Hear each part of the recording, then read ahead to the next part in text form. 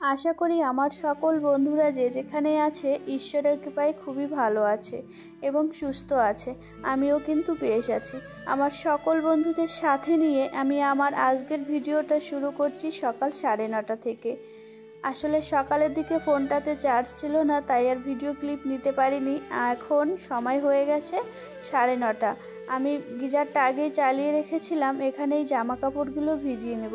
আর আমার সকল বন্ধুদের কাছে অনুরোধ, বন্ধুরা তোমরা ভিডিওটা দেখার শুরুতে একটা লাইক করে ভিডিওটা দেখা শুরু করবে, কেননা তোমাদের একটা লাইক আর একটা কমেন্ট কিন্তু আমাকে অনেক উৎসাহ দেয় নতুন নতুন ভিডিও করবার জন্যে। আবারও বলছি, আমার যে সকল বন্ধুরা এখনও আমার চ্যানেলটিকে সাবস্ক্রাইব করোনি, অবশ্যই আমার চ্যানেলটিকে সাবস্ক্রাইব করে আমার পরিবারের একজন হয়ে যাও। আর মিষ্টি করে একটা কমেন্ট করে দিয়ে যাও, সেই কমেন্টের ভিত্তিতে আমি পৌঁছে যাব তোমাদের পরিবারে। আর আমার পুরনো বন্ধু যারা রয়েছে তাদের কিন্তু অনেক অনেক ভালোবাসা, তারা আমাকে এত ভালোবাসা দেওয়ার জন্যে। আর আমার বড় যারা রয়েছেন তারা আমাকে আশীর্বাদ করবেন, আর আমার ছোট যারা রয়েছে তাদের কিন্তু অনেক অনেক ভালোবাসা। তোমরা আমার পাশে এইভাবেই থাকো, আর আমিও কিন্তু তোমাদের পাশে আছি। বন্ধুরা, আমি কিন্তু ভিডিওটা দিনের বেলায় এডিটিং করছি, তাছাড়া বাইরে হচ্ছে বৃষ্টি। ভিডিওতে মাঝে মাঝে একটু আওয়াজ আসতে পারে, প্লিজ তোমরা কিছু মনে করো না, একটু মানিয়ে নিও। আজ হচ্ছে রবিবার, বেড কভারটাকে চেঞ্জ করতে হবে। তার জন্য আমি প্রথমে এই যে বালিশের কভারগুলো খুলে নেব, তারপর হচ্ছে বেড কভারটাকে তুলে নেব।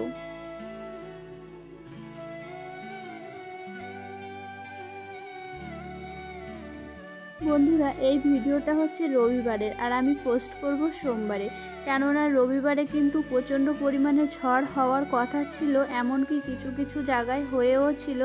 তবে আমাদের এখানে হয়নি, আমরা বেশ ভালোই আছি। সব একটু হাওয়া হয়েছিল, তবে তেমন একটা হয়নি। তবে অনেক জায়গায় কিন্তু হয়েছে। যাই হোক বন্ধুরা, তোমরা তো অনেকেই অনেক জায়গা থেকেই আমার ভিডিওটা দেখছো, তোমরা প্রত্যেকে কে কেমন আছো অবশ্যই কিন্তু কমেন্টের মাধ্যমে জানিয়ে দিও। তাছাড়া কিন্তু তোমাদের খোঁজ বা খবর নেওয়ার কোনো উপায় আমার কাছে নেই, তাই কিন্তু আমি তোমাদের বললাম তোমরা প্রত্যেকে কে কেমন আছো অবশ্যই কিন্তু আমার এই ভিডিওতে একটা কমেন্ট করে জানিয়ে দিও, কেননা তোমরাও এখন আমার একটা পরিবার হয়ে গেছো। তোমাদের খারাপ লাগাটাও আমার খারাপ লাগে, আর তোমাদের আনন্দটাও কিন্তু আমার খুবই ভালো লাগে। তার জন্যেই আমি এই কথাটা বলছি, তাছাড়া কিন্তু তেমন কিছু নয়। আমাদের মধ্যে গৃহবধূদের কিন্তু অনেক রকমের কাজই করতে হয়, তবে কিছু কিছু কাজ কিন্তু খুবই বিরক্তিকর। যেমন এখানে এই যে কোলবালিশের কভার ভরাটা আমার কাছে কিন্তু খুবই বিরক্তির একটা কাজ, আমার একদমই ভালো লাগে না। এক প্রকার জোর করেই আমাকে ওই কাজটা করতে হয়।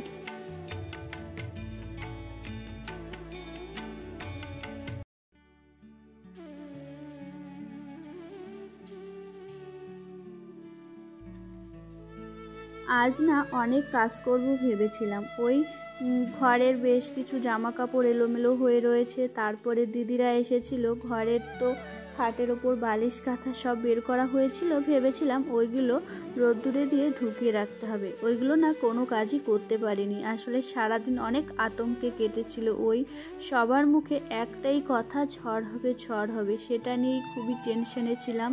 কেননা প্রত্যেকে তো আমরা বাড়িতে থাকি না, মা বাবা রয়েছে, দিদিরা রয়েছে, নানান জায়গায় নানান আত্মীয় স্বজন রয়েছে, প্রত্যেকে কে কেমন থাকবে কি না থাকবে সেটা নিয়েই না খুব টেনশনে ছিলাম, তাই আর কোনো কাজবাজ তেমনভাবে করতে পারিনি।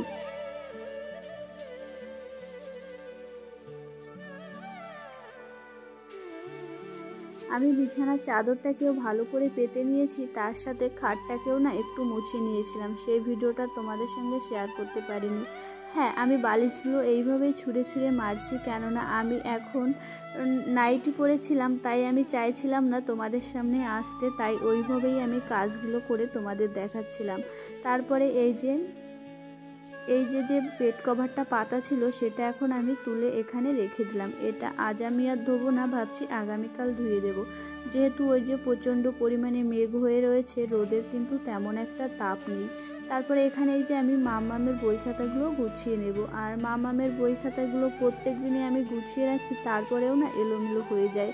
আসলে মামামকে যখন পড়াতে বসি এটা পড়বো না ওটা পড়বো না করতে করতে মামামি কিন্তু বেছে বেছে নিয়ে আসে, আর মামামি বই খাতাগুলো এলোমেলো করে দেয়। আর প্রতিদিন মামামের বই খাতাগুলো একটু সুন্দর করে গুছিয়ে রাখি।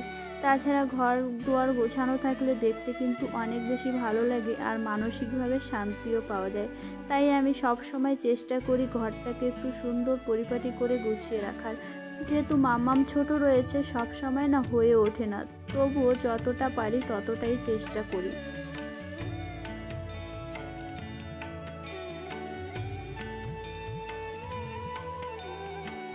আমরা যারা গৃহবধূ রয়েছি তাদের কিন্তু অনেক সময় ভালো না লাগলেও কিছু কিছু কাজ করতে হয়। এই যে এখন একদমই ভালো লাগছে না, খুবই টেনশনে রয়েছি সবার জন্যে, কে কোথায় রয়েছে। প্রত্যেকে যদি এক জায়গায় থাকতাম কোনো ব্যাপার ছিল না, যেহেতু এক একজন এক এক জায়গায় রয়েছে সবার জন্য কিন্তু একটা আলাদা চিন্তা হচ্ছে।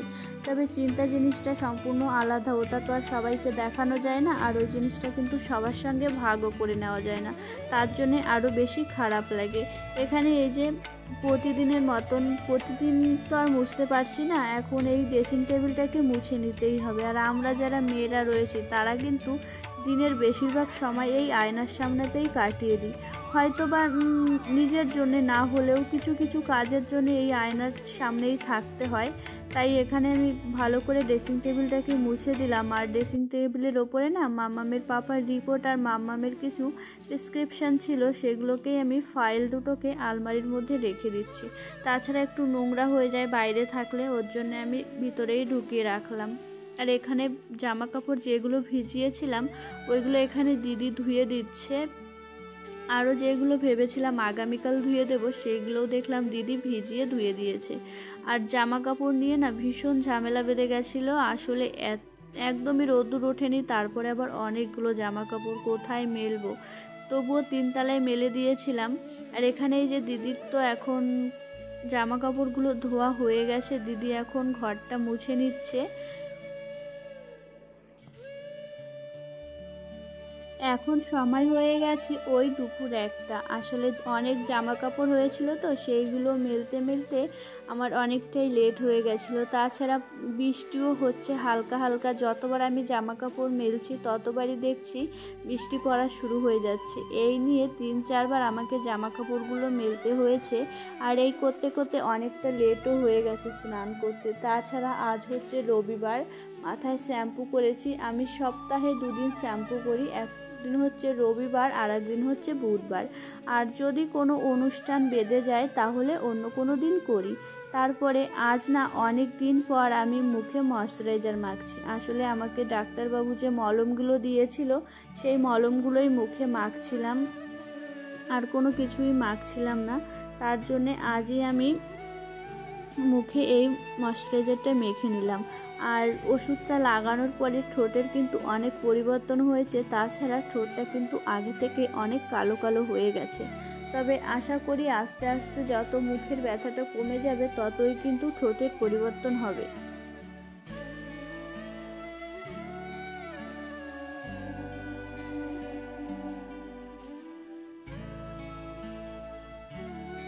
আবারও বলছি, আমার যে সকল বন্ধুরা এখনও আমার চ্যানেলটিকে সাবস্ক্রাইব করোনি অবশ্যই আমার চ্যানেলটিকে সাবস্ক্রাইব করে মিষ্টি একটা কমেন্ট করে দিয়ে যাও। সেই কমেন্টের ভিত্তিতে আমি কিন্তু পৌঁছে যাব তোমাদের কাছে।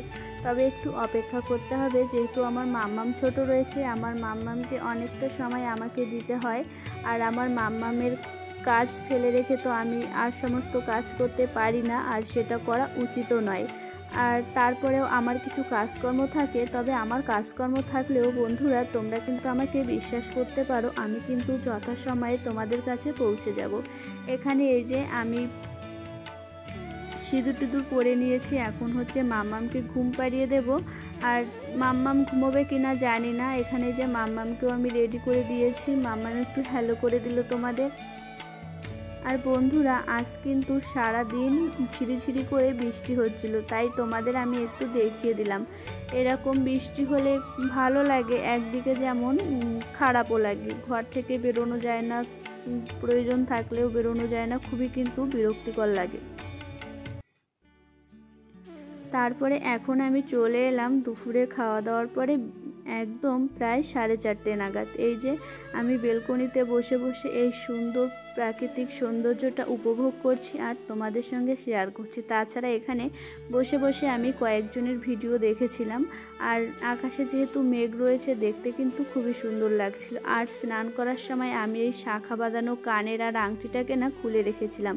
তাছাড়া আমার একঘেয়েমি জীবনযাপন একদমই ভালো লাগে না, আমার মনে হয় প্রত্যেকেরই এইরকমই হয়। আর এই জিনিসগুলোকে আমি ভালো করে ধুয়ে এখন খুলে রেখে দেব। এখন আমি একটু অন্যরকমভাবে থাকার চেষ্টা করব। এই জিনিসগুলোকে এখন আমি খুলে রেখে দিলাম। তারপরে বন্ধুরা, তোমাদের কিন্তু আমি বলেছিলাম আগের কয়েকটা ভিডিওতে খাটের স্ট্যান্ড খুলে ফেলে দেব। আসলে খাটের চারিধারে যে মশারি টানানোর জন্য স্ট্যান্ডটা থাকে, আমরা তো সেটাকে স্ট্যান্ড বলি। আসলে এটা যদি খুলে ফেলতাম, এখন এই যে আমার দরকারের সময় জামা কাপড়গুলো কোথায় মেলতাম। 3তলা থেকে আমি রাতে শোয়ার আগে সমস্ত জামা কাপড় তুলে এনে এখানেই মেলে রেখে দিয়েছিলাম। সাবধানে থেকো, সুস্থ থেকো, এইভাবেই ভালোবাসা।